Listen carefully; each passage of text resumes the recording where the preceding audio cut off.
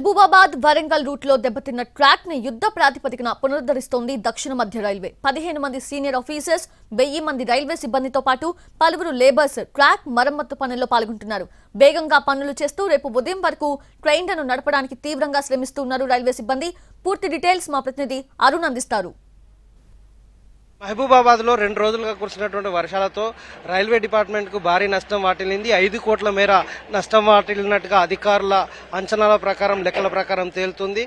మొత్తం వరంగల్ నుంచి ఖమ్మం రూట్ లో చాలా చోట్ల ట్రాక్ దెబ్బతింది. ప్రస్తుతం ఇంటికన్న దగ్గర పెద్ద ఎత్తున డ్యామేజ్ అయినటువంటి ఆ ప్రాంతంలో ఉన్నాం. మనం చూస్తున్నాం రైల్వే ట్రాక్ ఎలా కొట్టుకుపోయింది. కేవలం గాలిలో తేలాడుతున్నటువంటి దృశ్యాలు మనకు స్పష్టంగా కనిపిస్తుంది.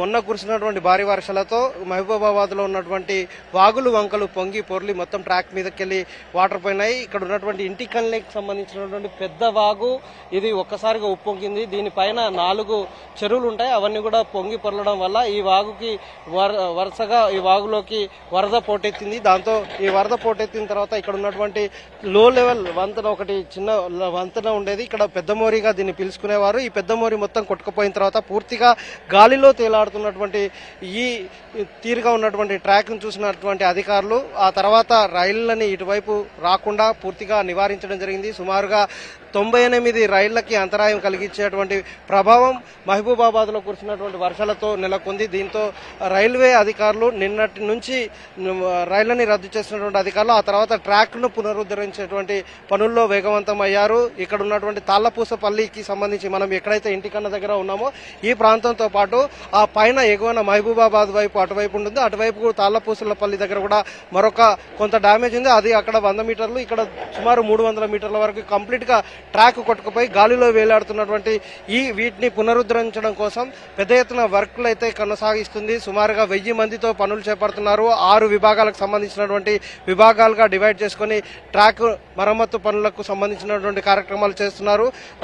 ఇటు పవర్ కి సంబంధించినటువంటి విభాగం, పవర్ సప్లై కూడా పూర్తిగా నిలిచిపోయిన నేపథ్యంలో పవర్ కి సంబంధించినటువంటి సప్లైని ఒకవైపు పవర్ సప్లై కార్యక్రమాలు కొనసాగిస్తుండగానే ట్రాక్ కింద కొట్టుకుపోయినటువంటి ఈ ప్రాంతంలోకి వాటర్ ఫ్లో వస్తున్న నేపథ్యంలో దాని కింద ఫిల్ చేయడం సాధ్యం కాదు. కాబట్టి ముందు ఈ వాగుకు సంబంధించినటువంటి వాటర్ ని కంట్రోల్ చేసేలాగా చర్యలు తీసుకున్నారు. ఆ తర్వాత దాన్ని ఫిల్ చేసేలాగా కావాల్సినటువంటి విధానంగా చర్యల కార్యక్రమాన్ని కొనసాగుతుంది. ఎవరైతే ఈ కార్యక్రమం చేస్తున్నారో ఈ పూర్తి చేసే ప్రయత్నంలో 4 జేసీబీలతో పనులు వేగవంతంగా అయ్యేలాగా చర్యలు చేపట్టడం జరుగుతుంది. ఈ ట్రాక్ పూర్తిగా నింపాలి అంటే ఇటు వస్తున్నటువంటి వాటర్ నిండిపోవాలి.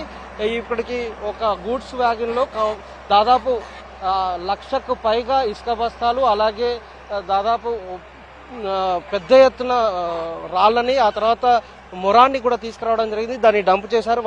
వెహికల్స్ ద్వారా తీసుకొచ్చి లారీలతో ఇక్కడ డంప్ చేస్తారు. ఆ తర్వాత దాని కింద రీఫిల్ చేసిన తర్వాత రేపు సాయంత్రం వరకు ఈ పనులు జరుగుతాయి. ఇప్పటికీ వాతావరణం కొంత వర్షం వస్తున్న నేపథ్యంలో ఆటంకం జరుగుతుంది. రేపు ఉదయానికల్లా ట్రైన్లు నడపాలి అని అనుకున్నారు, కానీ రేపు సాయంత్రం వరకు ట్రైన్లు నడిపేలాగా కార్యక్రమాలు జరుగుతున్నాయి. ఇక్కడికి సుమారుగా ఈ ప్రాంతంలోనే 4 విభాగాలుగా వర్క్ చేస్తున్నారు. ట్రాక్ పునరుద్ధరించినటువంటి ఒక వర్క్ అయితే ఒకవైపు, ఈ సివిల్ వర్క్ చేసే వాళ్ళు మరొక వైపు, తర్వాత ట్రాక్ కు సంబంధించినటువంటి కింద దిమ్మల్ని పెట్టడం, వాటిని ఫిల్ చేయడం ఒకవైపు ఉంటే, తర్వాత పవర్ సప్లైకి సంబంధించినటువంటి వాళ్ళు ఆ వైపు ఉన్నారు. అలాగే సిగ్నలింగ్ వ్యవస్థకు సంబంధించినటువంటి కేబుల్స్ తెగిపోయినటువంటి నేపథ్యంలో వాటిని కూడా పునరుద్ధరించేలాగా మొత్తం డిపార్ట్మెంట్ కి సంబంధించినటువంటి రైల్వే ఉన్నతాధికారులందరూ కూడా 15 మంది ఉన్నత స్థాయి అధికారులందరూ కూడా ఈ ఇంటికన్న దగ్గరే మకాం వేసి వాళ్ళు పనులు చేపడుతున్నటువంటి పరిస్థితి కనిపిస్తుంది.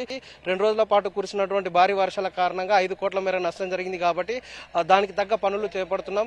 కంప్లీట్ అయిన తర్వాత రేపు సాయంత్రానికి ఖచ్చితంగా ట్రైన్లు నడిపేలాగా చర్య తీసుకుంటామని ఒక ధీమా అయితే వ్యక్తం చేస్తున్నారు.